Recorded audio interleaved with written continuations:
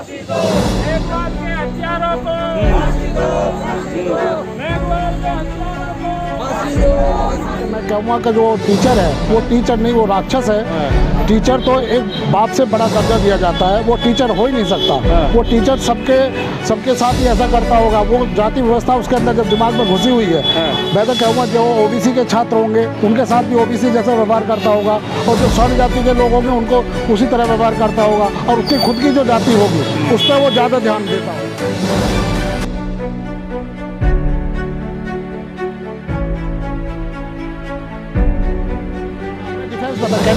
Canteen store department में, तो मैंने वहाँ पे वो चीज़ देखी है, तो मैं जानता हूँ बहुत नज़दीक से। और जो जघन्य अपराध इस शिक्षक ने किया है, बहुत ही जघन्य अपराध है। ऐसे शिक्षक को फांसी दी जाए।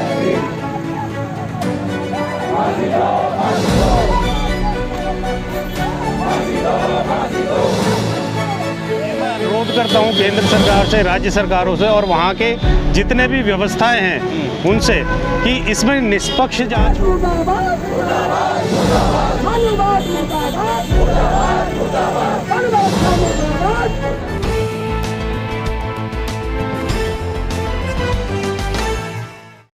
क्या कहेंगे आज इंद्र मेघवाल की जिस तरह से हत्या हुई है जालोर के अंदर राजस्थान के, आज उसको लेकर कैंडल मार्च वसुंधरा में किया गया और पूरे देश में इसको लेकर आक्रोश है। क्या कहेंगे दलितों की जिस तरह से स्थिति अभी भी बनी हुई है आज़ादी के 75 साल के बाद, उसको लेकर कितनी चिंता जाहिर करता है दलित समाज? दलित समाज हमेशा चिंता जाहिर करता है और बड़े लार्ज स्केल पे भी करता है।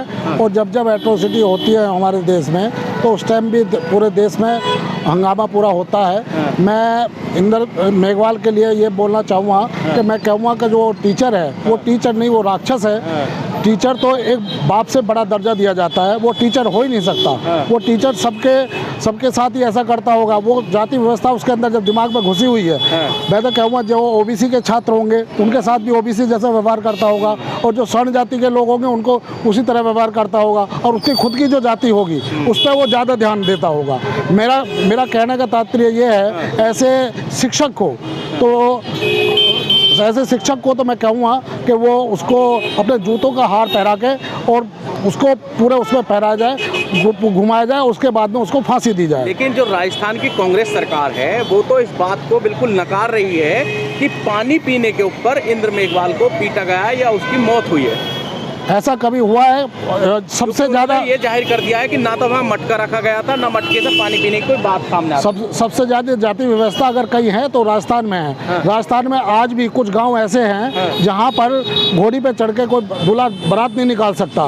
बाड़मेर के अंदर आप चले जाएगा, मेरी पोस्टिंग में कैंटीन स्टोर डिपार्टमेंट में रहा था, तो वहाँ पे बाड़मेर में कुछ एरिया ऐसे थे जो दलित लोग, जो वहाँ पे स्वर्ण जाति के लोग, जो ठाकुर निकलते थे, तो दलित जाति के लोग अपनी चारपाई से उतर के नीचे बैठ जाते थे। आप तो वो में थे वहाँ?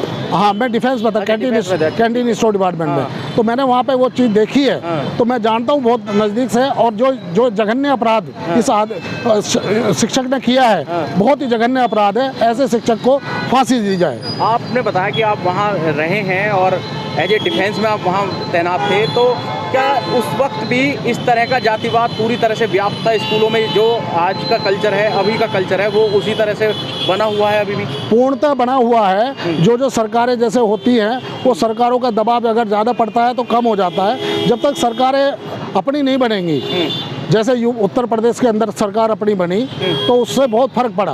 ऐसे ही सरकारें जहाँ जहाँ पे बनेंगी उससे प्रभाव पड़ेगा, क्योंकि ये लोग नहीं चाहते इस व्यवस्था को खत्म करना। अगर खत्म करेंगे तो इनकी पॉलिटिकल जो वो है वोट बैंक, वो खत्म हो जाएगा।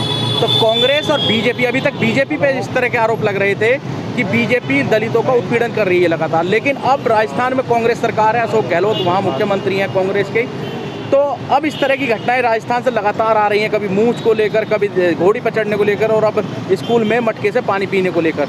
क्या कहेंगे कि एक ही सिक्के के दो पहलू बनकर रह गए हैं बीजेपी और कांग्रेस? देखो, कांग्रेस हमेशा ये एक सिक्के के दो पहलू हैं। वहाँ पे क्या है कि इतने टाइम से एक बारी बीजेपी आती है, एक बारी कांग्रेस आती है, और किसी को दूसरे को मौका वहाँ मिल नहीं पाता, क्योंकि ये मिलने नहीं देते। अगर मिलते हैं तो उनको किसी भी उसमें करके उसको जेल में भेज देते हैं या ईडी लगा देंगे। सबसे ज़्यादा अत्याचार जो हमारे लोगों पे हो रहा है वो बीजेपी के राज में होता है। वो बीजेपी जो है इस टाइम इतना वो करती है, ईडी लगा देगी या जो भी उसके खिलाफ बोलेगा उनको जेल में भेज देगी, उसका तो काम है ये। बीजेपी ने सबसे बड़ी जाति व्यवस्था जो फैलाई है वो बीजेपी फैलाती है। अब क्या हो सकता है, क्या निष्कर्ष निकलेगा इन सब चीज़ों का? क्या लगता है आपको कि न्याय मिलेगा? क्योंकि लगातार वहाँ कई संगठन के लोग वहाँ जा भी रहे हैं, जालोर, वहाँ उन्हें जाने भी नहीं दिया जा रहा है और पूरे भारत में लगातार हर जगह पर प्रोटेस्ट किया जा रहा है। हर जगह प्रोटेस्ट पहले भी होते आए हैं। हमारे जो समाज है वो पूरा प्रोटेस्ट करता ही है, लेकिन हमारी कोशिश रहती है, लेकिन न्याय की उम्मीद इन लोगों से कम की जाती है क्योंकि न्यायपालिका इनके अंदर ही आती है, सेंट्रल गवर्नमेंट के अंदर आती है और न्यायपालिका ही में ही इनके लोग बैठे हुए हैं, तो न्याय की उम्मीद कहाँ से की जा सकती है। मेघवाल समाज और खासकर हम बात करें राजस्थान से, कई केंद्रीय मंत्री भी चुनकर आए हैं जो केंद्र सरकार में एज ए मिनिस्टर भी हैं और सांसद वहाँ से चुनकर आए हैं। क्या कहेंगे आपको कि जितनी दमदारी से वो बात रखनी चाहिए थी और जितना विरोध इस घटना का करना चाहिए था उतना उन्होंने किया? किसी भी सांसद ने, किसी भी विधायक ने कोई विरोध नहीं किया। अगर वो विरोध करें तो मैं जानता हूँ कि कहीं ना कहीं उसका फर्क पड़ेगा, लेकिन ये लोग पार्टी के मुखिया के अंदर आके कुछ बोल नहीं पाते हैं। इनकी पार्टी के विचारधारा के अंदर ही मिल जाते हैं, जो बोल नहीं पाते हैं बिल्कुल भी। बाकी वहाँ पे दलित समाज के जितने भी MP हैं, MLA हैं, अगर वो अपनी आवाज़ उठाएं, पार्टी को छोड़ कर अलग धारा पे अगर आवाज़ उठाएं तो मैं ज़रूरी इसका फ़र्क पड़ेगा। क्या आपको लगता है कि एक समीक्षा करानी चाहिए सरकार को, या राज्य स्तर पर या केंद्र स्तर पर, इस तरह की व्यवस्था जिन जिन स्कूलों में, अभी सरकारी संस्थानों में व्याप्त है, वहाँ पर एक समीक्षा कराकर उनको पर्दाफाश करना चाहिए? बिल्कुल करना चाहिए। ऐसे लोगों को जब भी चुनाव आता है तो उस चुनाव में उनका विशेष ध्यान देना चाहिए और उनका बायकॉट करना चाहिए। अगर वो दोबारा किसी को या पार्टी का हो या निर्दलीय लड़े, उसको जो एक्चुअल में सामाजिक हो उसको आगे लाना चाहिए। ठीक।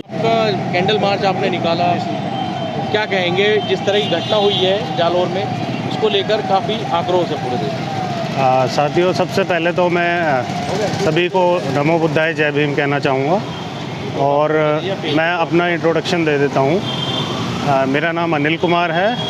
I am associate professor Delhi विश्वविद्यालय में। और क्योंकि ये मामला जो हम यहाँ पे आंदोलन कर रहे हैं या जो आक्रोश हम दिखा रहे हैं, ये आक्रोश जो है बेसिकली एक बच्चे के प्रति कितने संवेदनशील हैं, कितनी संवेदनाएं हैं किसी एक टीचर की।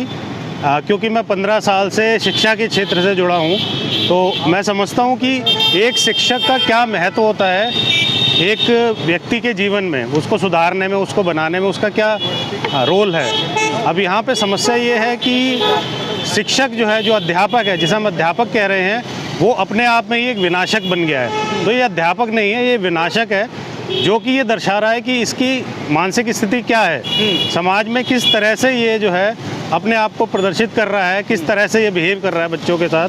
तो ये अपने आप में बहुत ही घोर निंदनीय काम किया है और इसके लिए बहुत ज़रूरी है कि हम सब लोग एकत्रित हों, समाज में एक मैसेज जाए कि हम लोग जागरूक हैं। और जब तक जागरूक नहीं होगा समाज, तब तक जो है हम जो है किसी भी अंजाम तक नहीं पहुंच सकते।